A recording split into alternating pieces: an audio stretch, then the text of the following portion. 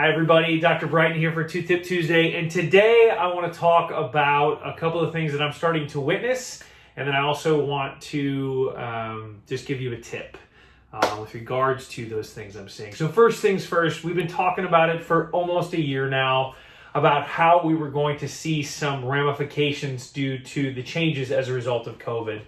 And so unfortunately, we're starting to see it. I'm starting to see more cavities. We're starting to see that those changes to your diet, those changes to your at-home care, or maybe the lack of coming into your teeth cleaned is starting to be very, very apparent in a lot of our patients with new cavities, toothaches, all kinds of things that, again, a year ago we originally started to predict would happen. In addition to that, we're starting to see more and more red, puffy gums that need treatment for gum disease. We're witnessing everything we, to some extent, predicted would happen. And it's defeating because you sit there and you go, man, I wish we could have avoided it. Now, some of it we can't. We were shut down for 3 months. Patients couldn't come in the doors. Patients were sick. Patients had restrictions at work or with their own health, leaving their home. We've talked about some of those hurdles that we tried to overcome to make it easier for patients to get in here, like our air filtration or our suction systems.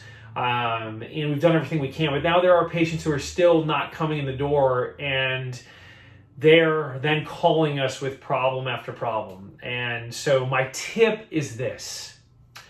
Get back into your routine. Get back into doing what it is you had been doing so that you can avoid and prevent a lot of those headaches, those declining health elements like more cavities or the onset of gum disease. Do your part at home. Make sure that you're flossing daily, brushing twice daily, using a fluoridated antiseptic mouth rinse. Make sure that you are making it to your personally recommended cleanings on time, and get your fluoride varnish if it's recommended to you at those cleanings.